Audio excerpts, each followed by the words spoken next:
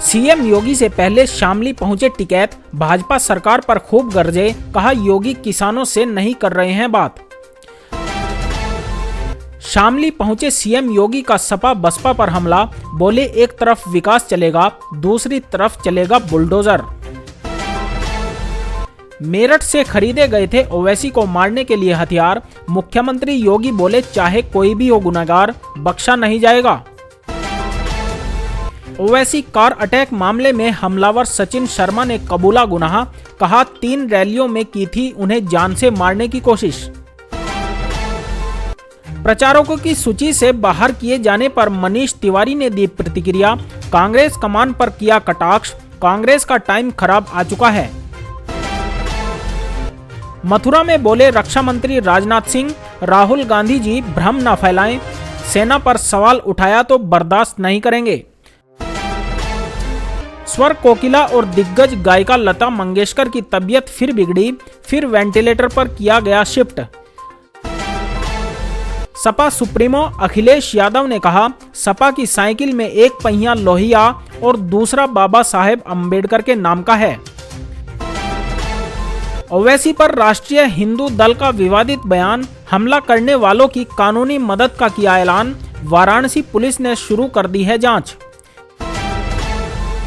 नीतीश कुमार और भाजपा पर खूब बरसे लालू यादव, कहा महाठग हैं दोनों, बिहार को विशेष राज्य के दर्जे की मांग दोहराई। हैदराबाद में कृषि क्षेत्र से जुड़े कार्यक्रम में बोले मोदी, भारत के छोटे किसानों को जलवायु परिवर्तन से सबसे ज्यादा खतरा, हमारा ध्यान इन्हीं पर है। सोशल मीडिया पर अब लगने वाला है सरकार का पहरा, आने वाली है सख्त गाइडलाइंस। चुनावी मौसम में बारिश पर भारी कार्यकर्ताओं का जोश, गाजियाबाद में अखिलेश यादव के रोड शो में दिखा नजारा। बसपा कार्यकर्ताओं में जोश भरने अमरोहा पहुंची मायावती, स्मृति चिन्ह देकर पदाधिकारियों ने किया स्वागत। डिबाई में अमित शाह ने पूछा, अखिलेश बाबू कहते थे टीका मत लगवाओ, यह मोदी का है, फिर क्यों लगवाया। पीएम मोदी आज करेंगे हैदराबाद में 216 फीट ऊंची स्टैच्यू ऑफ इक्वालिटी प्रतिमा का अनावरण, संत श्री रामानुजाचार्य की याद में बनाई गई थी ये प्रतिमा। महज 1 महीने में 65% किशोरों को लग चुकी है कोरोना वैक्सीन की पहली खुराक, स्वास्थ्य मंत्री बोले यंग इंडिया का ऐतिहासिक प्रयास। एयरटेल में अब $1 अरब तक निवेश करेगा गूगल। भारत में 5G उपयोग को बढ़ावा देने के लिए दोनों कंपनियां एक साथ करेंगी काम। आम आदमी को फिर से लगेगा महंगाई का झटका, आने वाले दिनों में दोबारा बढ़ने लगेंगे पेट्रोल के दाम, मोदी सरकार ने ईंधन को लेकर किया बड़ा फैसला। आगरा में उप मुख्यमंत्री केशव प्रसाद ने किया फतेहपुर सीकरी की बरसों पुरानी समस्या दूर करने का वादा। पहली बार विधायकी चुनाव में उतरे मुख्यमंत्री योगी का हिंदुत्व कार्ड, राम मंदिर और धारा 370 का किया जिक्र। पीएम मोदी का विपक्षियों पर हमला, बोले वैक्सीन के नाम पर की गई गंदी राजनीति, देशवासियों को गुमराह करने का लगाया आरोप। आगरा में समाजवादी पार्टी के मुखिया अखिलेश बोले, एक रंगी सरकार खत्म करना चाहती है संविधान। राज्यसभा में बोले कृषि मंत्री, 5 राज्यों में चुनाव के बाद बनेगी एमएसपी पर कमेटी। टीएमसी सांसद महुआ मोइत्रा का संसद में भद्दा बयान, बोली बीजेपी वाले गाय का मूत्र पीकर आते हैं इसलिए बुद्धि खराब है। सिर्फ 22 साल की उम्र में आईएएस बनी आर्मी अफसर की बेटी स्मिता सबरवाल, यूपीएससी एग्जाम में 4थी रैंक हासिल की। एआईएमआईएम अध्यक्ष असदुद्दीन ओवैसी को मिली Z+ की सुरक्षा, मामले में बड़ा खुलासा, अंजाम देने के लिए थी पूरी प्लानिंग। भाजपा के प्रदेश अध्यक्ष सतीश पुनिया ने लिया संकल्प, बीजेपी की सरकार बनने तक छोड़ा डिनर, माला और साफा भी नहीं पहनेंगे नेताजी। कोरोना को लेकर नई गाइडलाइंस जारी, दिल्ली में स्कूल, कॉलेज, कोचिंग इंस्टीट्यूट खोलने का फैसला, इसके साथ ही जिम खोलने पर भी बनी सहमति। मुख्यमंत्री योगी ने गोरखपुर सदर से दाखिल किया नामांकन, अमित शाह के साथ भरी हुंकार। दोस्तों, खबरें अभी और भी हैं, तो बने रहिए हमारे साथ। और अगर आपने चैनल को सब्सक्राइब ना किया हो तो जल्दी से चैनल को सब्सक्राइब कर लीजिएगा। तो चलिए खबरों को विस्तार से जान लेते हैं। मुख्यमंत्री योगी आदित्यनाथ के कार्यक्रम से ठीक पहले भारतीय किसान यूनियन के राष्ट्रीय प्रवक्ता राकेश टिकैत शामली पहुंच गए। उन्होंने भाजपा सरकार पर हमला बोलते हुए कहा कि सीएम किसानों से बात नहीं कर रहे हैं। किसानों को सीएम योगी से काफी उम्मीदें हैं।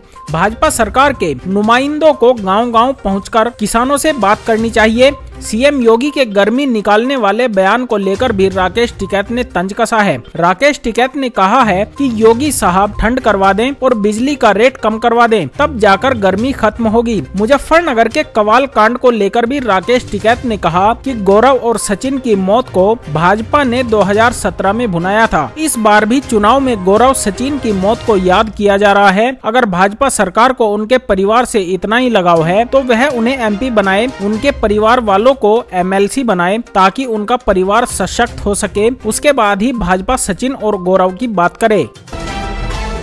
उत्तर प्रदेश के हापुड़ में असदुद्दीन ओवैसी की कार पर गोलाबारी में इस्तेमाल हथियार मेरठ से खरीदे गए थे। एक वरिष्ठ पुलिस अधिकारी ने शनिवार को यह जानकारी दी। वहीं सांसद असदुद्दीन ओवैसी ने एक जनसभा को संबोधित करते हुए अपने वाहन पर हमले के मामले पर कहा, मैं यूपी के सीएम से कहना चाहता हूं कि कृपया ठीक से जांच करें। आपकी सरकार ने क्रिकेट मैच पर एनएसए लगाया था, इस मामले में भी न्याय दो।